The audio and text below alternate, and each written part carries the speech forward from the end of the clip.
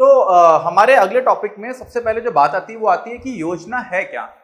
और भारत में योजना बनाने का जो मुख्य इंस्टीट्यूट हुआ करता था, जो संस्था हुआ करती थी, उसको बोलते थे योजना आयोग। मैंने बोला बोलते थे क्यों?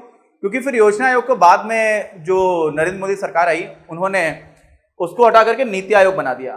तो इन दोनों में थोड़ा अंतर भी हुआ। क्यों बना दिया गया उसमें भी कुछ बातें हैं, आपको समझ में आएगा कि ऐसा क्यों हुआ था। तो हुआ इसलिए था क्योंकि योजना आयोग में कुछ कमियां थी, कुछ चीजें ऐसी थी जो हमारे फेडरलिज्म समझते हैं। फेडरलिज्म में क्या होता है कि अलग अलग तरह की व्यवस्था है, एक हमारी एक केंद्र सरकार और एक हमारी राज्य सरकार। तो राज्य और केंद्र सरकार के बीच में समन्वय कैसा होना चाहिए, उसमें कुछ शक्तियां हैं जो हमारे संविधान में बांटी हुई हैं। एक राज्य की सूची है, एक केंद्र की सूची है और एक समवर्ती सूची है। क्या है? समवर्ती को हम लोग इंग्लिश में बोलते हैं कंकरेंट। क्या बोलते हैं?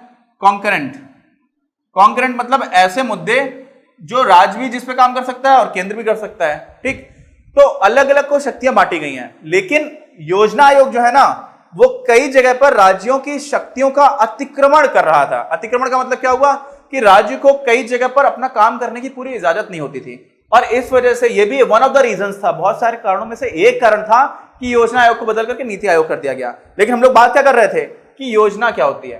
तो देखो, योजना जो है वो ये होती है कि हमारे देश के संसाधन कहां पर यूज किए जाएं, कैसे यूज किए जाएं, क्या बनाया जाए, कितना बनाया जाए, ये हमारी योजनाओं ने नहीं बताया। कितना, जो हमारा पूर्व सोवियत संघ हुआ करता था, जिसको हम लोग आज रूस बोलते हैं, जब वो एक साथ हुआ करता था तो वहां पर उन्होंने कितना को भी उत्तर देने की कोशिश की। ठीक है, हमारे 3 प्रश्न होते हैं। सबसे पहला होता है क्या बनाया जाए, फिर होता है कैसे बनाया जाए, और एक होता है कितना नहीं होता है, तीसरा होता है कि किस किस को बांटा जाए, किसके लिए। ठीक, तो ये 3 तो प्रश्न होते हैं जो हर अर्थव्यवस्था को देने पड़ते हैं। लेकिन साथ में क्या बनाया जाए के साथ साथ उन्होंने कितना बनाया जाए ये भी प्रश्न का उत्तर देने की कोशिश की और बुरी तरह विफल हुए। ये बता पाना कि नहीं आपके देश में सब मिला करके 11 करोड़ 115 मार्कर ही बनेंगे, इतने मार्कर्स ही बनेंगे। तो ये बहुत ज्यादा, किसी चीज की बहुत ज्यादा बहुतायत हो जाती है, किसी चीज की बहुत ज्यादा कमी हो जाती है, क्योंकि मार्केट को आप उतने अच्छे से प्रेडिक्ट नहीं कर सकते। और ये किसने कोशिश की थी? सोवियत संघ, रशिया ने कोशिश की थी। रशिया हम लोग इंग्लिश में बोलते हैं, रूस बोल देते हैं हिंदी में। तो जब उन्होंने ये करने की कोशिश की थी ना, तो बड़ी समस्या आ गई थी, वो विफल हुए थे। तो हमारे लोगों ने क्या किया, हमारे लोगों ने उनसे सीख ली। हमने कितना बनाना है ये नहीं बताया, हमने ब्रॉडर गाइडलाइंस बनाई। ब्रॉडर मतलब क्या होता है कि मोटे मोटे तौर पर ये हमारे लक्ष्य हैं। जैसे हमने बोला कि इस सन तक हमारे देश में सारे गांवों में बिजली पहुंच जानी चाहिए। हमने बताया कि सिंचाई जो है आज भी लगभग इतने क्षेत्रों में नहीं है। आज भी, वैसे बहुत दुख की बात है, बहुत बड़ा हमारा एरिया है, 50% के आसपास मान लो मोटे तौर पर। आधी जमीन ऐसी है जहां पर सिंचाई का कोई साधन नहीं है। तो आज भी भारत का जो किसान है वो मानसून के साथ जुआ खेलता है, ऐसा स्टेटमेंट आया करता है।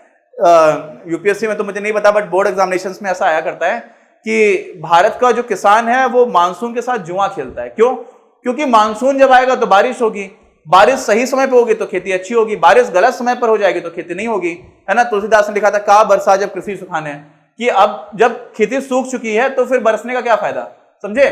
तो हो क्या रहा है कि कहां कहां जो मोटी मोटी समस्याएं हैं उनको दूर करने के लिए हमें कहां पे संसाधन लगाने चाहिए, वो बताता है कौन? योजना आयोग हमारा बताया करता था। और हमारी योजनाओं में मोटे मोटे तौर पर एकदम प्रिसाइज नहीं बताते थे, क्योंकि वो बताया नहीं जा सकता था। और बहुत सारी चीजें हमने ऐसी भी रखी थी जो हमने योजना के स्कोप से बाहर रखी हुई थी। स्कोप मतलब क्या होता है? दायरा, कि इस चीज का ये दायरा भी है या नहीं है। तो स्कोप से हमने बाहर रखा हुआ था। मतलब बहुत सारी चीजें ऐसी थी जो हमने मार्केट के ऊपर छोड़ रखी थी, बाजार के ऊपर छोड़ रखी, कि ये सारी चीजें बाजार निर्धारित करेगा। कुछ चीजें होती थी जिसको हम लोग योजना में निर्धारित करने की कोशिश करते थे। अब क्या हुआ, योजना जो है हमारी वो बनती थी कितने साल की?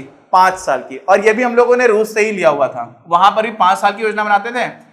और इसीलिए 5 साल की है, साल को वर्ष भी बोलते हैं, इसलिए इसको नाम देते थे पंचवर्षीय योजना। ठीक, कोई डाउट? कोई भी डाउट नहीं, एकदम आसानी से समझ में आ गया।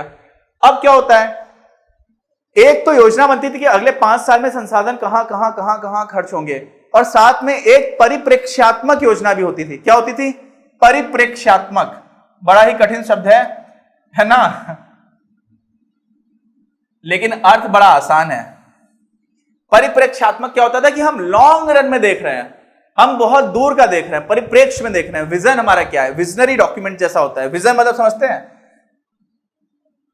जैसे हम लोगों का एक विजन है, जो मैं आपको ये सब वीडियोस बना रहा हूं, तो हमारा विजन है कि हम भारत में पढ़ने वाले सभी बच्चों को उनकी भाषाओं में कक्षा 12 तक का कंटेंट अच्छे से फ्री में दे पाए, सारे विषय उनको पढ़ाए जा सके।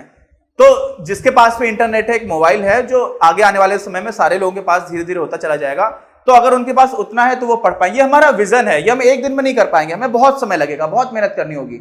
ऐसे ही हमारा एक परिप्रेक्ष्यात्मक डॉक्यूमेंट बनाया करता था कौन, योजना आयोग। वो होता था 20 साल का, कि 20 साल बाद क्या होगा। हमारे एक बहुत ही महान नेता थे और राष्ट्रपति भी बने, हमारे बहुत महान वैज्ञानिक भी थे, श्री एपीजे अब्दुल कलाम। तो एपीजे अब्दुल कलाम साहब ने भारत का एक विजन देखा था कि 2020 में भारत है वो कैसा हो जाएगा, 2020 का जो भारत होगा वो डेवलप्ड हो जाएगा, विकसित हो जाएगा। और दुर्भाग्य और दुख की बात है कि हम लोग 2020 में ही ये वीडियोस बना रहे हैं और अभी भी विकसित होने से हम बहुत पीछे हैं। हमने बहुत प्रगति की है, लेकिन बहुत ज्यादा आर्थिक विषमता और बहुत तरह की प्रॉब्लम्स, सामाजिक कुरीतियां, जातिवाद, धर्म के आधार पर एक दूसरे से लड़ना, लड़कियों का घर से बाहर निकलने में दिक्कत होना, लैंगिक असमानता, बहुत सारी समस्याएं हैं, बहुत सारे कोण हैं जो हमारे यहाँ पर हैं। सामाजिक भी हैं, आर्थिक विषमता भी है, गरीबी भी बहुत ज्यादा अभी भी है, लेकिन हम लोगों ने निश्चित रूप से बहुत प्रगति की है। तो वो जो विजन था वो एपीजे अब्दुल कलाम साहब का विजन था कि 2020 के भारत को हम विकसित बना देंगे। ठीक ऐसे ही हमारा जो विजन है, मैंने आपको बताया, ऐसे ही हर पंचवर्षीय योजना का भी एक विजन हुआ करता था। क्या हुआ करता था, विजन हुआ करता था। उसको हम लोग क्या बोलते हैं, परिप्रेक्ष्यात्मक योजना होती थी। तो वो ये होती थी कि अगले 20 साल में हम क्या क्या कर लेंगे। ठीक, तो ये हमें समझ में आ गया कि योजना क्या होती है, योजना आयोग क्या क्या करता था। तो एक तो 5 साल का डॉक्यूमेंट होता था और एक 20 साल का होता था, जिसमें हम लोग परिप्रेक्ष्यात्मक विजन की बात करते थे, विजन की बात करते थे। अच्छा, अब इसको हटा करके हम लोग लाए नीति आयोग। तो नीति आयोग क्यों लाए, मैंने आपको थोड़ा सा संक्षेप में बताया। तो नीति आयोग भी ऐसा कुछ करता है क्या, ये भी ऐसा कुछ करता है। तो एक तो इनका होता है एक्शन एजेंडा। मुझे हिंदी में इनके नाम एग्जैक्टली याद नहीं, मैं आपको दे दूंगा, टेंशन मत लीजिए, आपकी स्क्रीन पर दिख जाएंगे, मुझे अभी याद नहीं है। तो योजना आयोग के पास एक होता है क्या, एक्शन एजेंडा, कि हमें कौन कौन सा काम करना है एकदम अभी का अभी, है ना। अभी का भी मतलब हो जाता है 3 साल। देखो, किसी देश के लिए 3 साल बहुत बड़ी उम्र नहीं है। हमारे जीवन में 3 साल बड़ा चीज हो सकती है, लेकिन किसी देश में कोई सकारात्मक या कोई भी ऑब्जर्वेबल चेंज लाने के लिए, ऐसा परिवर्तन जिसको आप देख पाओ, उसको लाने के लिए हमें 3 साल तक का समय लग सकता है। तो वहां पर हम कुछ ऐसा काम करने की कोशिश करते हैं, 1 साल में कुछ नहीं होता वहां पर भी। तो एक्शन एजेंडा जो हमारा होता है वो 3 साल का होता है कि हम ये काम करेंगे। दूसरा हमारा होता है एक स्ट्रैटेजी डॉक्यूमेंट। क्या होता है, स्ट्रैटेजी पेपर बोलते हैं उसको। वैसे तो स्ट्रैटेजी समझते हैं, रणनीति को भी स्ट्रैटेजी बोलते हैं। मतलब जो भी आप, एक तरह से थोड़ा अंतर है कि हम स्ट्रैटेजी क्या कर रहे हैं। जैसे युद्ध में होता है ना, लड़ाई हो रही है, तो हमारी स्ट्रैटेजी क्या है। तो रणनीति को भी बोल सकते हैं, एक तरह की नीति ही है। यहां पर आर्थिक नीति को बनाने की बात है, तो स्ट्रैटेजी पेपर बोलते हैं हम। ये हम बनाते हैं कितने समय का, 7 वर्ष का। कितने का, 7 वर्ष का। तो जैसे यहां पर एक 5 साल का था, एक 20 साल का था, तो यहां पर तो 3 साल का और 7 साल का है। लेकिन एक और है यहां पर भी एक आता है विजन डॉक्यूमेंट। क्या आता है, विजन डॉक्यूमेंट, और वो भी होता है हमारा 15 साल का।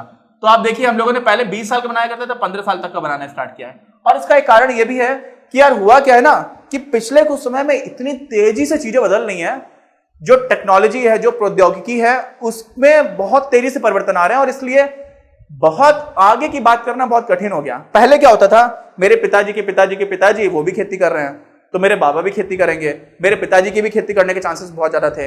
लेकिन आज जो मेरी उम्र के लोग हैं, मेरे भाई बहन ही हो सकता है इतने अलग अलग काम करें जो मेरे बाबा ने सोचे ही नहीं होंगे कि ये काम भी हो सकते थे। आज क्या है, मैं यूट्यूब वीडियो बना रहा हूं, उन्होंने सोचा होगा कि मैं यूट्यूब पर भी पढ़ाऊंगा, सोचिए। या ऐसे पढ़ाया जा सकता है, या इस तरह से एक इंसान कई लोगों को पढ़ाने का कुछ काम कर सकता है, सोचा ही नहीं था। तो अभी बहुत सारी चीजें हैं जो बदलती जा रही है बहुत तेजी से, इसलिए बहुत आगे का सोच पाना बहुत कठिन होता जा रहा है। और इस वजह से हम लोग 15 साल तक का विजन डॉक्यूमेंट बनाते हैं। अच्छा, ये तो हमारा बेसिक हो गया। अब एक चीज और जो थी यार, योजना में सीधी सी बात है, हम लोग की कुछ 12 पंचवर्षीय योजनाएं रही, जिसमें 12वीं वाले के समय पर ही नीति आयोग बनना स्टार्ट हो गया था। तो वो चीजें थोड़ी सी, जो पुरानी योजना के हिसाब से जो एम्स थे, जो पर्पजेस थे, जो गोल्स थे, गोल्स मतलब लक्ष्य थे, वो थोड़े थोड़े बदलते चले गए। और इसमें एक चीज और आती है यार, वो ये होती है कि हर योजना में हर चीज को तो महत्व नहीं दिया जा सकता। जैसे हो सकता है किसी योजना में बिजली सबको पहुंचा जाए, इसको बहुत महत्व दिया जाए। किसी योजना में हो सकता है कि सारे शहरों में सीवर लाइंस बिछ जाएं और सारे जगह पर पानी की समस्या ना हो, इसको दिया जा सकता है। किसी योजना में हो सकता है कि हमें अपने यहाँ पर हैवी इंडस्ट्रीज, बड़े बड़े उद्योग कल कारखाने लगाने, उसको दिया जाए। कुछ योजनाओं में हो सकता है कि कृषि को बहुत ज्यादा दिया जाए इंपॉर्टेंस, कुछ में हो सकता है रोजगार बढ़ाने को दिया जाए। तो अलग अलग हो सकता है। और एक और बात समझिए कि इसमें से कई बार ऐसा होता है ना यार कि जो भी हमारे लक्ष्य हैं वो वापस में एक दूसरे के विरोधाभासी होते हैं। विरोधाभासी मतलब आप योजना में ये ऐसे आते हैं, एक चीज इधर खींचना चाह रहे हो और साथ में इधर भी खींचना चाह रहे हो। तो कभी कभी ऐसा भी हो जाता है। कैसे हो जाता है? जैसे मान लीजिए कि हमारे देश में हमें टेक्नोलॉजी बहुत अच्छे से इंप्रूव करनी है, क्योंकि हम देख रहे हैं कि जो देश है जहां पर टेक्नोलॉजी बहुत अच्छी है ना, वो देश बहुत तेजी से प्रगति करते चले गए। तो हमें वो लग रहा है कि यार हमें आईआईटीज और बनानी चाहिए, हमें अच्छे अच्छे इंस्टीट्यूट्स और खोलने चाहिए, हमें प्रोफेसर्स और लेकर के आने चाहिए, हमें टेक्नोलॉजी में और इन्वेस्टमेंट करना चाहिए, तो उसमें या साइंस में और इन्वेस्टमेंट करना चाहिए। जब हमें ऐसा लगने लग जाए तो उस समय पर क्या होता है ना, उसका एक खतरा यह भी बनता है कि बहुत सारे लोग बेरोजगार भी हो सकते हैं, क्योंकि आप टेक्नोलॉजी लेकर के आ गए। अब वो टेक्नोलॉजी जो लेकर के आए वो बहुत सारे लोगों का काम कर दे रही है। पहले राजा महाराजा हुआ करते थे तो ऐसे ऐसे उनका पंखा हिलाया जाता था, है ना। आपने देखा होगा अपने पुराने जो धारावाहिक आते थे उनमें ऐसे ऐसे करके दो महिलाएं पीछे खड़ी हो जाती थी और राजा के ऐसे ऐसे करके पंखे से हवा करती थी। पता नहीं कितनी हवा लगती होगी, मुझे तो समझ में नहीं आया उससे। लेकिन आज एक पंखा है वो कितने लोगों के लिए ठंडा कर देता है। या एक बहुत बड़ा कूलर है, कानपुर में एक मंदिर है जेके टेम्पल, और वहां पे बहुत बड़ा कूलर है, बहुत बड़ा कूलर, तो बहुत बड़ा हॉल है, वो पूरा हॉल का हॉल ठंडा हो जाता है एक ही कूलर से।